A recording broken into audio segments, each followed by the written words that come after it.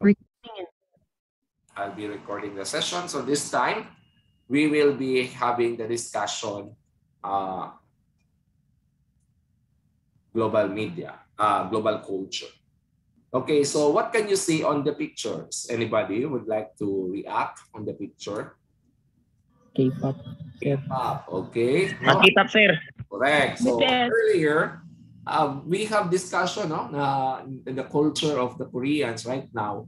We are a fan of Korean culture, the pop culture of Korea. No, we tend to imitate, or kung sa salitang Pilipino, gusto natin silang gayahin, sumayaw, no? Lalo na ang mga kababaihan natin, no? Talagang fan nila. Nagadat lang mata, sir. Yan, no? Mga pagkain natin, no, nung mga nagsisimula pa lamang ang lockdown, we invented a lot of food which are Korean ang tema ng mga pagkain, mga kimchi, mga katong hot and spicy challenge, no, noodles, whatever is that.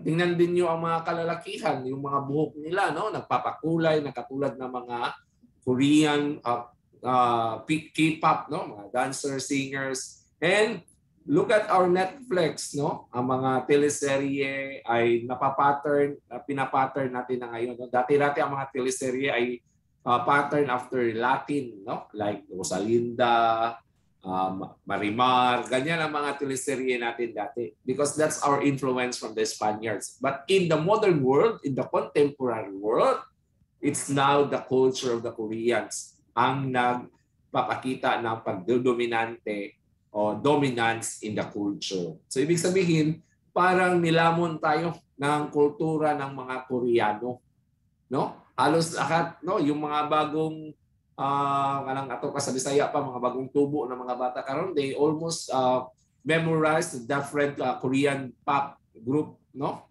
Korean pop kaning mga band like Army, BTS, uban pa, no? And look at our fast food chain, no? Ang kanilang mga marketing strategy, no? Ay binase na nila sa mga Korean, like katong sa McDonald's, no? Nasa like BTS meal. So imagine like that, na talagang pwedeng maka-influence ang grupo, ang culture, na international culture. So kung makikita natin ngayon, hindi naman ganoon kalakas ang kultura ng Pilipino kasi hindi naman tayo pina-follow ng ibang bansa. No, tina-follow ba ang mga sayaw na tinikling sa United States, sa Korea, sa iba pang mga bansa, ang mga kanta na dandansoy, mga ngana, mga harana, gi-follow nila ng mga cultures o banasod? Wala. So meaning, dili nga naka-influential atong culture. But what happened to the Korean culture? Bakit halos buong mundo ay nakasubaybay sa mga Korean, no? Doon talaga nagsimula katong pagaling ko sa galitong sayaw ni Psych, katong sa galito siya, katong grabe kadagan kay views. Upagang na sa galito siya. Upagangnam style, no? Upagangnam style na sayaw, no? Lahat ay nahalina sa sayaw, no? Lahat ay sumasabay sa mga sayaw. So ibig sabihin napakalakas ng puwersa ng influence ng mga Korean. This one, what is this? Marvel. Ha? Marvel, sir. Marvel. So nakikita din natin sa hindi Iron Man. wala ang United States sa kanilang entertainment industry. No? Napakasikat din at napaka-influential. Lahat nanonood nito, no? Parang hindi ka pwedeng hindi manood nito dahil hindi ka makapagbibigay ng iyong reaksyon, komento tungkol sa pelikula na series man siya. Dapat panoorin mo ang iba't ibang mga segment nito. So, ibig sabihin, tayo ay nahuhumaling sa kultura ng iba. So we are talking about this afternoon, we are talking about global culture, no? Global media. Hey, what else? This one, mention na ko ni. On the left side muna tayo, left side. What is this? Sangyup o pansit. Hey, left side. Ay, milk tea. Milk tea. Di ba ang milk tea ay hindi yan inumin ng mga Pilipino? No? Milk tea ito ay isang tsaa na nilagyan ng gatas, no? Ang tsaa ang pangunahing inumin ng mga Chinese, Korean, no? Ganun pa rin. Sa atin, ang pinakapangunahing inumin ay kape, no? Sa kanila, tingnan mo nga yung nakasulat dyan, parang Korean na Chinese, hindi natin maintindihan. Nang naging mas sikat ang milk tea. Although we don't like tea before, but because of the trend, no, dahil nga nauuso ang milk tea, sa una pa nga, meron nga mga memes nito, no, sa TikTok nga. So, hindi pag-order sa milk tea. Kaya dili man tating milk tea, masabay raman ta sa uso. Bisag way lami, mupalit ka kay para maka-picture ka, mabutang nimo sa social media. Dapat ni level so nga level of difficulty, sugar level, brown sugar, man caramel, so level man pila man percentage sa sugar. Kung ingana no, kunya ang mga flavor lain-lain, velvet, ay sapato yung mga dark chocolate, no, ingana. So meaning to say, minsan ay nakikisabay lang tayo sa uso, hindi naman natin ito maubos. Meron ding iba na talagang nahuhumaling sa pag-inom ng milk tea. Dahil nga nasanay sila. But definitely, that is not our traditional drink, no? Dahil nga ito sa social media dahil influence to ng iba, no? On the right side, that is I've mentioned already, it's you have mentioned already, it's samyup, no? Samyup is a Korean term, sa Bisaya pa sugba, no? Sinugba. Pero ang ilan yung food, no? Na-mention naman po na ko ni kaganiha. Daghan na kaayo musod sa mga Korean restaurant. So, di ba na kaya sikat ang mga sikat na restaurant, Chinese restaurant, Thai restaurant, ang mga Korean because of the Korean pop culture or the popular culture. Basta may mukhaw-kaw na mga sagbot-sagbot. The first time I enter a Korean restaurant, I would like to share this one. No, when I was in Cebu, no, sa akong pag-eskwela, we dine in sa Korean restaurant dito sa Mandawi. Nga, wako kasabot unsa ni unlimited. Love sa kung sagbot na lang dira unsa ni di mo kasabot na ni kapag kaon no. Nya kasayangan mo kung pugos sig kaon. Nya at the end nagsakit akong tiyan kay dili man ko ana di ani kapag kaon. So because of that, no, nasanay na tayo, nakita natin na na-adapt natin ang kultura ng ibang bansa. What else? Let us try to continue. Wag na ay video.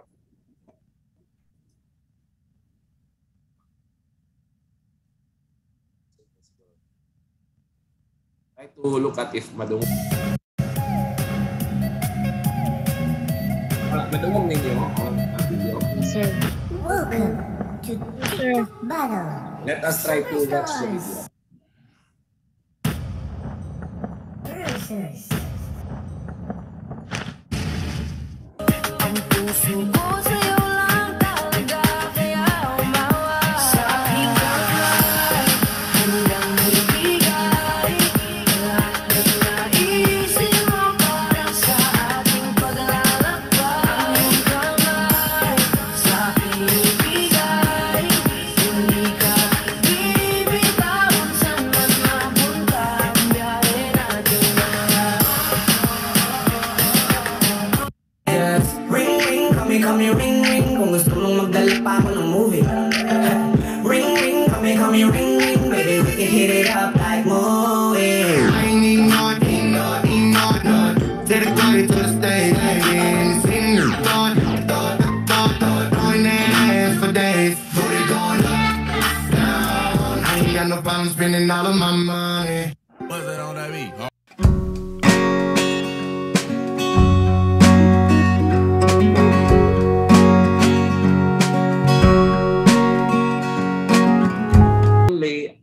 Clip of TikTok, no?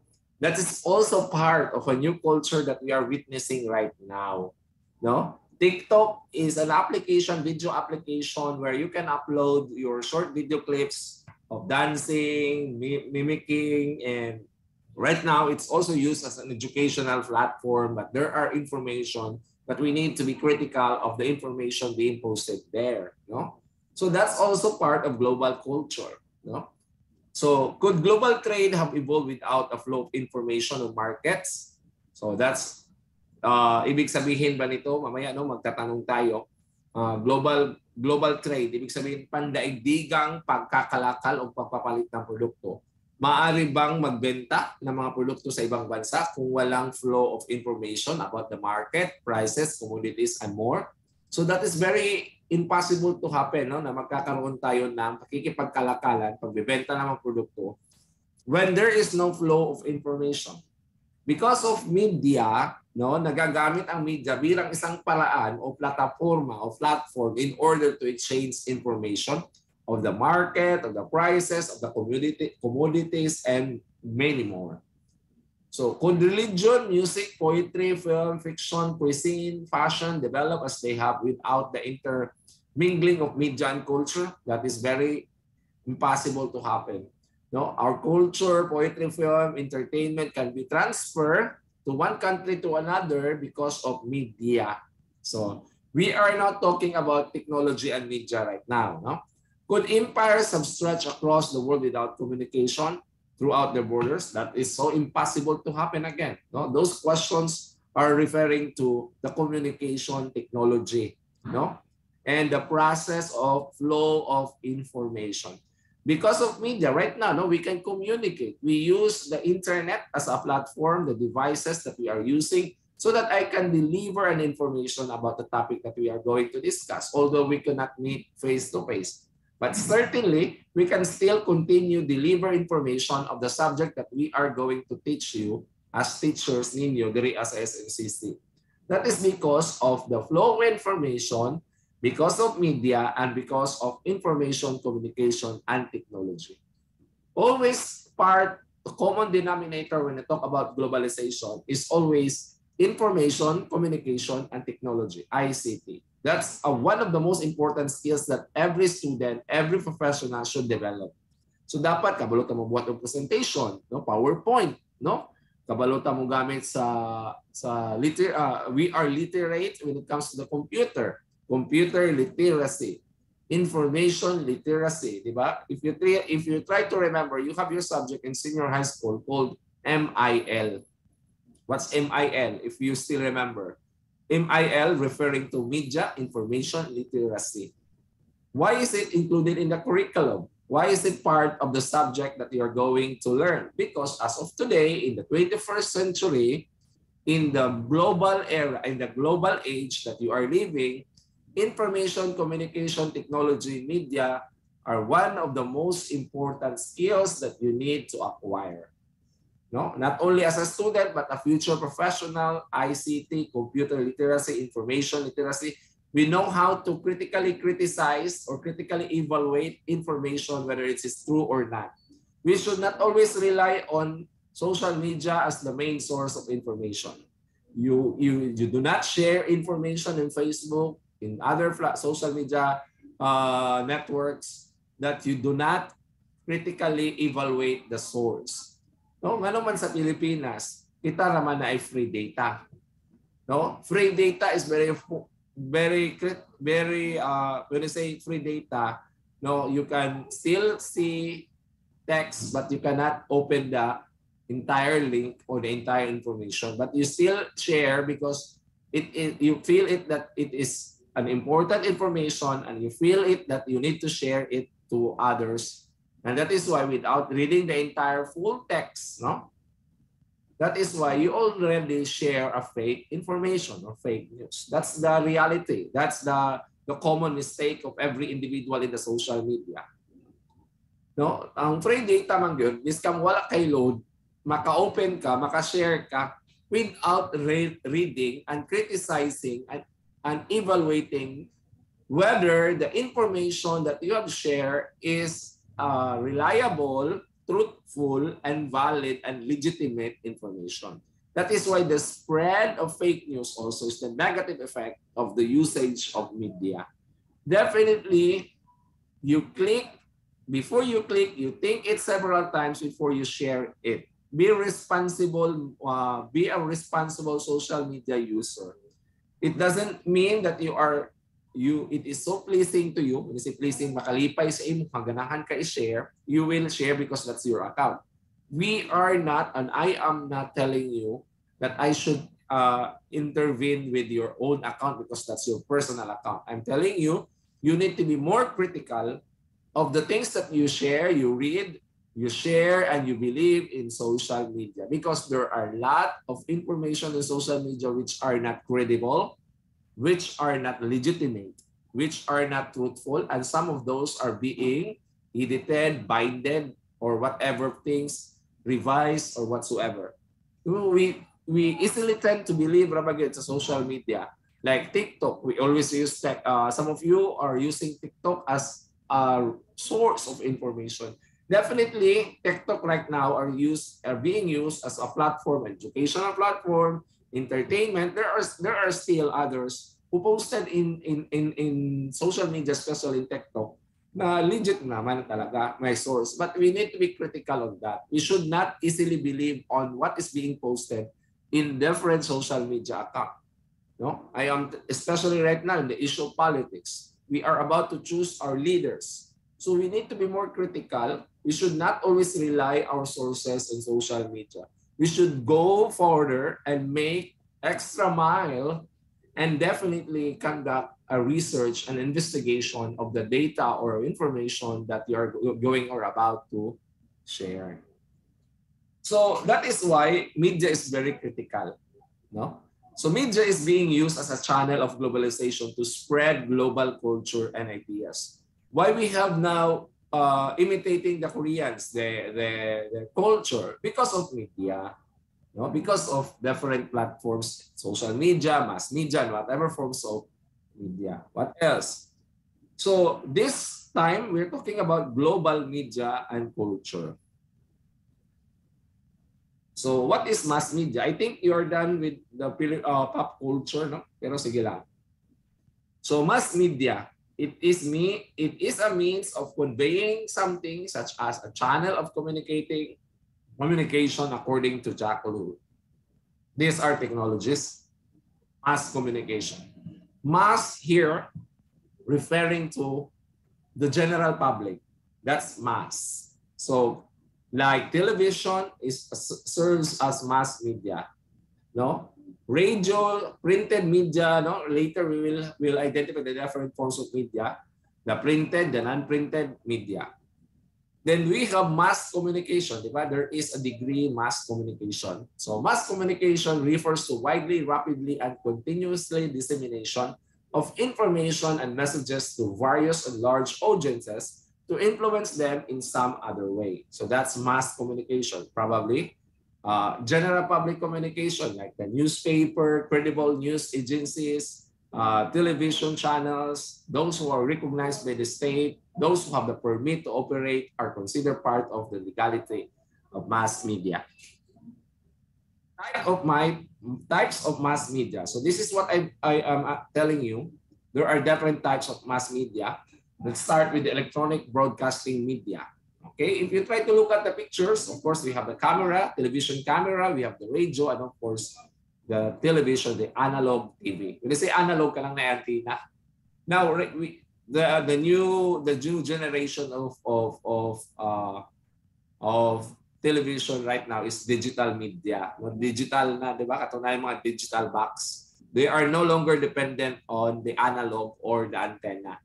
Now we can receive bandwidth or we can receive signal through the digital box, di ba? Kaya nga may sinasabi black box, TV Plus, no? GMA TV Plus, whatsoever is the name of that. So that's the new form, no?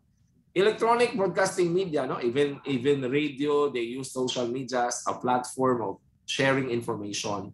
Because we all know that mas marami ang nanonood ng social media kaysa sa nakikinig ng radyo. Still, radio are also being used, no? Although here in our school, we have our very own FM station.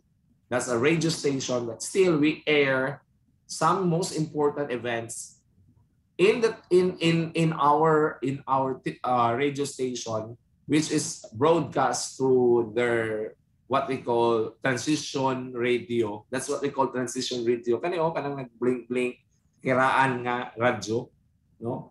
But now cell phones have radio, and cell phones you can also use as that one, no? Kaya ang mga radio station karon gamit naman og social media. What else? Okay, the second type is mass media. Type of media is print media. Of course, you try to look at the picture. We have the newspaper, the books, and the magazines. On the basic types of media, so this is the most basic, pinaka basic nga example of media, no? Before, we don't have television, we don't have internet. Sige, we have the television, we have the radio, but most of our, nganong ingana man ka-comprehensive, nganong karon ang mga college student, no? This is not about you, but most of our college student, mo nang magpa-report ta, kaya tanaw na to kung kabasa ba? Kung dili ba utal-utal mo basa, no? Even karon daghan gyapon first year sa kanya college na maglisod og basa sa mga words. That is because we are not exposed to reading activities. Look at our lolos, our father, our lola, papa, mama, mga karaan. They are very fluent in the use of the language. They are very good in reading and writing because they are exposed of reading newspapers. No, every morning na newspaper nga basahon. Every afternoon kung magkape, magtanaw gyud og newspaper. And basically because that is newspaper, they will read it, no? From top to bottom. Unlike karon, we don't need the newspaper, we don't need the magazine, we don't need the books. Just go to your cell phone and scroll up, scroll down, scroll up, scroll down. So wala gid kayo na develop and reading. And tapos ang mga text pagid nga gamit kay mga kanang binuang na, kanang sagol-sagolon, wrong spelling, no? Anong dili na kayo kamayo kung spelling karon? That is because of the influence of social media. Because we shorten the messages, we would like to have an instant way of communication. No, instant na gitanan karon, naman dali ra po mamatay, instant po mamatay. Kaya sa una, we go into process. Kung magsuwat ta, maayo gid mo spelling, dili gid pwede ng mga irregularities ng mga wrong spelling nga pang shortcut-shortcuton kaysa text kaya para makatipid. That is not our practice. Mo nang atong makita natong mga lolo, mga lola sa una, grabe ka abtik sa pagbasa. Because all of the reading materials kung naa sa balay basa ko na. Karon sos Ginoo po. Most of our children, even the early age of 2 years old, 1 year old, they are already exposed of cell phones, social media. They know how to utilize devices, even much better than those who are older pa. No? Sus kalami kay mag-scroll mga grade 1, mga 1-year-old pa, 2-year-old, gi-expose na kay ipakita ng cellphone. Kung imong bawi ang cellphone, masuko. Tagaan nimo og modules, dili mo answer. Kay cellphone ra. Ingana, how sad. Okay, of course, we are very familiar with digital media. I think there's no need for me to elaborate what is digital media because right now we are using the digital media. All of information, there's no newspaper anymore. Kaya nakikita natin hindi na masyadong nabibenta mga newspaper. Because sa YouTube pa lang, may mga YouTube channel, na pang news agency, sa social media, na po yung mga newspaper dito, dili ng newspaper, digital newspaper na ang nadito, no? So, kinsa pa may mong palit og newspaper, no? Wala na ginubasa ng newspaper karon. Digital media is also known as new media, no? Tamo na lang ibasa na. I will be sharing this one also. Internet includes social media, emails, internet site, website, internet-based video, YouTube, and other video streaming na mga platforms. Other types of mass media, the outdoor media, also known as out-of-home or OOH. One of the prominent types of media used commercial and public advertising. Look at ang mga sakyanan karon, ang mga public transport, mga OOH na, diba? Sa ibabaw sa motor, sa tricycle, na ay mga tarpaulin nga nakaprint. Ang mga sakyanan, giprintahan na po para sa transit na siya, no? Kanang out-home, mo na siya kanang mga makita nimo sa gawas, no? Mga billboard, na siya. Emphasizes on transfer of information used outside people's home, na billboards, bulletins, banner, posters, slogan, placards, and wallscapes and are some of its example. Ang transit media di ay mo tong mga sakyanan. Transit, no, naglihok. No, kita ka ng mga motor karon nga tricycle nga naa na sila mga advertisement sa ibaba, magpabayad sila kay ang motor, mga bus, mga taxi, nanay mga ang printing sa ilahang kuan, ilahang sasakyan kay kato ng advertisement. Kay mas effective man daw kay maglakaw-lakaw man to, kay maglihok-lihok man transit, no? Refers to the content and information, dissemination and advertising when consumers are on the go, in public or in transit. Like advertising in the railway, taxi, transit shelter advert. There is always a positive and a negative effect of everything, the cons and pros of mass media. In new media may expand the reach of communication, but it's also dulls that users' communicative capacities. So this is really true. No, positive, we can really expand the information, we can reach. No, although we are here in the Philippines, we can still be informed of what is happening in the United States. But what is the negative effect? It also dulls the user's communicative capacities. That is very true. Look at our learners right now. This is not to degrade the type of learners that we are having compared to the learners that I have witnessed in my time, in my generation. We share almost the same generation. In my time na lang. No, our learners, kung kay cellphone gid sa una. Pag eskwela na mo college way cellphone. No? So focus ka sa pagtuon. And debate yun, no? And very good in communication skills and comprehension. Right now, I really understand why our students, our learners, even already college, could not communicate it well, could not use the language very well, because they are not exposed and they are not used to it. So the communicative capacities, when I say communicative capacities, that is the fluency of using the language. We cannot really use the language in straight. Look at the reporting. We easily read the entire text without elaborating, without explaining, because we do not understand. No, we just read all. Sometimes we mispronounce the words and misread the words, and we could not construct a simple one straight English sentence. And that is the sad reality.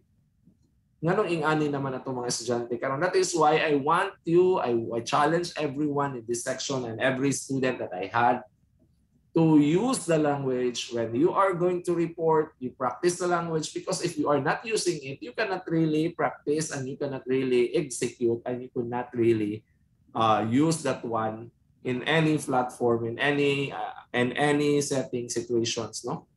So it is very true. It dulls. When I say dulls, maluya, boring. Because we are no longer effective communicator. Communicative capacities. No? Dili na kayo kamayo mo istorya ng English. Kay, you know na, puro na social media. No? Cell phones expand our senses because they provide capability to talk to more people. No? We can communicate a lot of people using our cell phones. Maraming mga communication ways. No, maraming mga apps like isang asa ka pamaagi, maka-message ka, maka-communicate ka sa mga tao, bahalag dili Filipino, foreign people, whoever you want to communicate, as long as you have the connection, then you can have that one. That's what we call the positive effect of mass media. But, nalapudang but, they also limit the sense because it makes us easily to distract and prone to multitasking. Multitasking, distracted kayo, dili ka focus. No, some of you right now, it is very true. You cannot really deny this fact that most of you right now, naminaw mo pero sige mong scroll sa Facebook. Kagilaay na mo sig paminaw. Adto na pong kag YouTube, adto na pong ka og kanang dire na pong ka sa Instagram, sa TikTok. Dos bisan pag wala ko'y mata diha sa inyong hamaong gina inyong ginabuhat. Even dili ako, how much more ako, dili ako ang mag-istorya, how much more kung inyong classmate ang mag-istorya. Because we are using the cell phone as our device in conducting the online classes. I really believe not 100% of you who are listening right now. Although you are listening but you are not attentive and you are doing the multitasking. Tinungkod yun yung gisulti, multitasking. Multitasking. Kaya mo ba naminaw, nag-headphone, na sige, kaya po nag-scroll, kaya makapost pag yun og may day bisag kaklase. No? Kaya matanaw mo lang kung pila ka minutes ang nila, grabe nakapost man gini, nag-unsa man naminaw na sir, higda-higda ragali na silang balay kaya naminaw. That's the negative effect of having this online class and using cell phone as a platform of teaching and learning. Okay, according to McLuhan, there's issues are not moral and ethical ones. New media is neither inherently good or bad. So there are good or are bad of the digital media that we are using right now. The global village and cultural imperialism. Na-discuss na nato ng global village, no? Ngayon ko, we are living in a certain place which we all know we seems to have a smaller world right now because of technology. I think you have remembered the global village. According to Canadian philosopher, media theorist, Marshall McLuhan, no, the medium is the message. Television was turning the world into a global village. No? He meant that as more and more people watch television and listen to same stories, their perception of the world would contract. So mag-isa. Cultural imperialism. It merged and during America's power had turned into the world's cultural heavyweight. No? Some scholars assume that global media has the tendency to homogenize culture. When I say homogenize, isahon. So parang tayong nakatira sa isang global village. These are two opposing terms as I always said in our discussion about global village. Global malaki, village maliit. Parang pinapaliit ang mundo dahil nga sa teknolohiya at media. Nung kapag nanonood tayo ng television, parang tayong nasa isang lugar lang. Dahil pareho-pareho lang ating napapanood ng mga story. No? Ano pa? So global media has the tendency to homogenize culture. Kasi homogenize isahon. Ang nais na objective ng global media, no? Itong global media, itong na naranasan natin. Gusto na pagkaisahin na iisa na lang talaga ang culture. No? Global media coupled with American dominance. We all know na talagang ang media ng Amerika ang siyang nagiging dominante sa kasalukuyan. Herbert Scaler, a media critic, said that the process also lead to American capitalist values like consumerism. Talaga namang hindi natin maiiwasan ng Estados Unidos ng Amerika ang siyang napakalaking impluwensya when it comes to global media, to culture.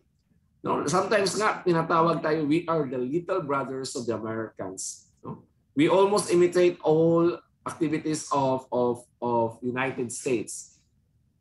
We almost follow what is in the trend of United States. Kung anong uso, Netflix, nanonood tayo. No, most of the social media sites are founded in the United States. That is why we dress like Americans. We dress like we speak like an Americans. No, that's the situation. Not until the time that the Koreans are in the trend right now. No, na mayroon namang iba na mga Koreans naman ang kanilang kina-follow. But most likely, most probably, our culture is always pattern after the Americans because we were once colonized by the Americans. So sometimes we have the Western cultural imperialism. No, halos lahat ng mga negosyo, media, entertainment ay dinodomina ng Estados Unidos. So the critics of cultural imperialism. So anong mga sinasabi nila? No, the proponents of cultural imperialism have ignored the fact that messages from media are not just made by producer but also consumed by audiences. Correct. Lahat ng mga naririnig natin na nanggaling sa media ay kinukonsumo natin at pinapaniwalaan natin. Audience, we are the audience, no? Because we are also the user. Audience are active participants. O, kanang nag-scroll ka lang na silang Facebook. Pinsa may nagbuhat sa Facebook, mga Amerikano, sa Zuckerberg, no? Ang YouTube, ang Google. So, ang mga Amerikano gitna, no? And we are just the end user. No, audience are active participants, make meanings from the text through their own cultural lenses. What else? Number 2, the critic. Emergence of regional trends in the globalization process. Asian culture has multiplied worldwide through the globalization of media. Like no, example, no, kani mas nidagan baya pud gyapon ng mga Koreans karon, no? Even in the Western European, mga taga-Europe naga-follow pud sa mga Korean. Ang Jollibee dili na lang pud sa Pilipinas, no? Naapod sa tibuok halos kalibutan. Ang anime, so mga ngana, no? These are all Asian culture. Let's have social media and the cyber ghettos. We all know, no? So kani maka-relate, we always have the comment and we can also relate to this social media. So what is social media? So imagine this is very important and I think it's a self-explanatory and everyone is using social media. None of us here don't use social media. No? Ibig sabihin, lahat tayo, unang paggising pa lang natin sa umaga, instead of praying and giving thanks to the Lord for giving us another new life to live with, we look into our cell phone, no? Para tayong bulag na kabubukas pa lamang ng mata ay kinakapkap na natin ang mga unan natin kung saan natin nailagay ang ating cellphone.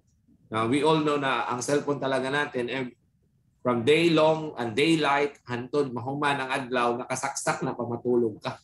Naka-charge na. You forget that ang imong cellphone naka-charge di ay ng imong gabing pangita nimo. Because first thing in the morning you look into before giving thanks to the Lord that you are given another life, your cell phone. You look into your cell phone and visit your social media sites, and that's the reality. No? That's the sad thing about social media. But there are also positive ways of appreciating social media. Let's start. It is characterized on the reliance to the network effect. The value of network gets higher as the number of users and contributors increases. Definitely, most of the people in the world are using social media. Social media was a subset of new media. So meaning to say, social media comes from new media. It's just a part of digital media, no? From 2003 to 2013. But now it's an entirely different platform. Separate na talaga ang new media, ang digital media to social media. Social media refers always on the social network sites like Facebook, Instagram, and TikTok, and whatsoever. I think that's the four important app that you should have always in your phone, in your devices, no? Talagang ito na ang apat na mga pangunahing sites na palagi mong binibisita, no? Transfer to another site, swipe left, swipe right, no? Facebook is 85%. 79% is YouTube, Messenger, WhatsApp, Instagram, Twitter, to mention a lot, no? Cyber ghettos is an aesthetic that intended to create a home of cyberspace for marginalized groups of people. Ghetto means describe a group of marginalized individuals. Even kaning mga nag-receive rag for peace, na cellphone, na ikaload. Pero pag gastos anak kay para pa eskwela, wala kay palit. Kay nahurot sa load sa social media. Nga na ang sad reality. No, almost all type of people, all walks of life, tanan, pobre man ka madato ka, naagi kay cellphone karon. Nga di na ka pwede mula ka og nawalintan. Nalintan ni mong cellphone sa balay, mubalik di ka. Balag wala na ilog. Diba? That's the reality.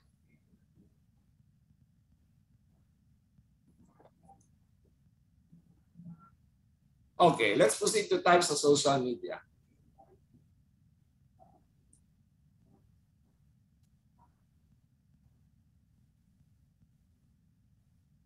Which I think most of us are familiar with. Let's start with media network.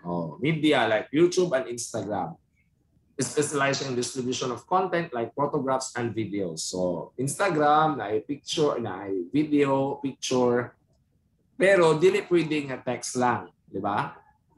Dili ka pwede makapost except sa stories, di ba? Usually, naagi kay picture or video sa YouTube. That's media network. Social blogging network, okay, allows people to create content, no? Although there are positive effects. The audience and help them discover the content, establish engagement and familiarity with your content, just like Tumblr and Medium. Social network, okay, Twitter, Facebook, LinkedIn, focus on exchange and connection of ideas. So there, you can react, comment, no? Discussion network, okay.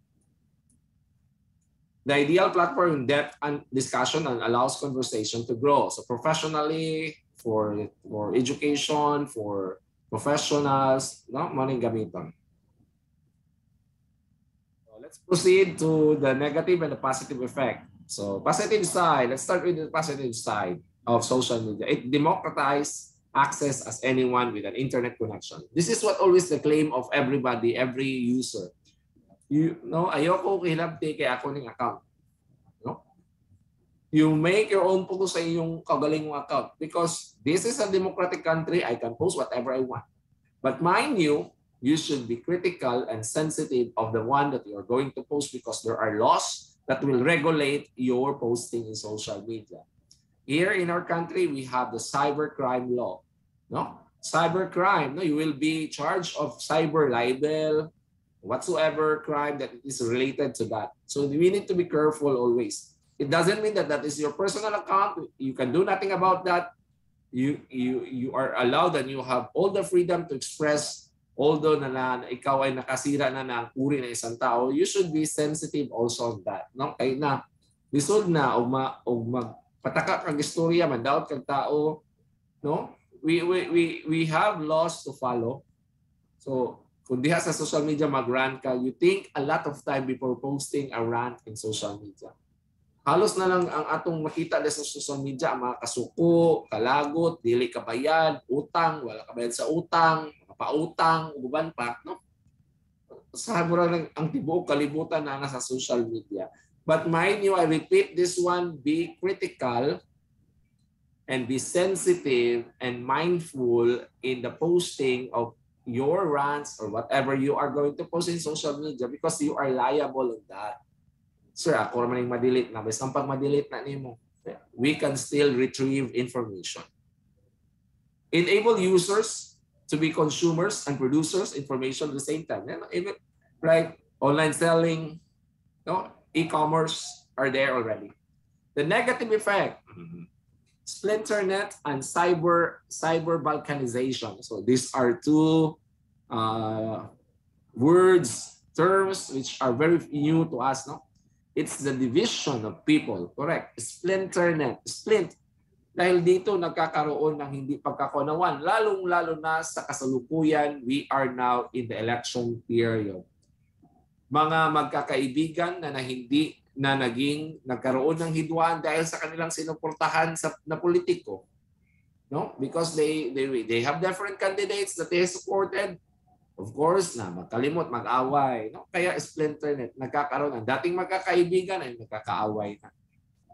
Is the division of people in the internet into smaller groups with similar interests to an extent that they manifest a narrow-minded approach to those with contradictory opinions. And this is very realistic. In this time right now, no, because of politics, you are very close friend, and here comes because of the election, wala naman nagtingo because you supported different candidates. And definitely, those candidates that you supported doesn't know you personally. Ibig sabihin, hindi ka nila kilala, pero yung kaaway mo, kilala mo siya at bigla na lang kayong nagkaaway. Kung matapos ang eleksyon, di lang gyapon na sila kailan nimo, pero ikaw, o kanang imong friend, splinternet na. Mo na cause ninyo, naka-splinternet because of the internet. No, we can support our candidate. No, this is a voters education. We can support our candidate in social media na hindi tayo naninira, nang hindi magsobra ng comment. So be it. And we should not be balat sibuyas. We all know what is balat sibuyas. Kaya dili, masakitan man ka kung giaway mong kandidato, dili man ikaw ang giaway. Anyway, ang kanay mong kandidato, wala kailan nimo. Di ba? Sus, Ginoo, kung kita rin giilad ang mga kandidato. No? Kana gitinuod internet. Because it is only because we do not share the same beliefs, no? We have a contradictory opinions of everything. That's normal. No? Even in my colleague, no, we supported different individuals and different candidates. We do not call them bobo because choosing and supporting their candidates. So there's nothing wrong with supporting a candidate. This is a free country. This is a democratic country. Whoever you want to choose it, even siya pa ang pinakakawatan sa tibuok kalibutan, and he supported that one, there's nothing wrong with that supporting. Because every one of us have the right to vote. That's the right of suffrage. We should educate our voters na ito ang dapat na mangyayari kung kapag binoto mo ang isang tao. Ganyan lang. Huwag tayong magsiraan. Anyway, we are all Filipino. That's my take on that. No? So I think I'm done already. I hope that you have learned something from today's discussion. So we will have to end our discussion. We still have 15 more minutes, 17 more minutes.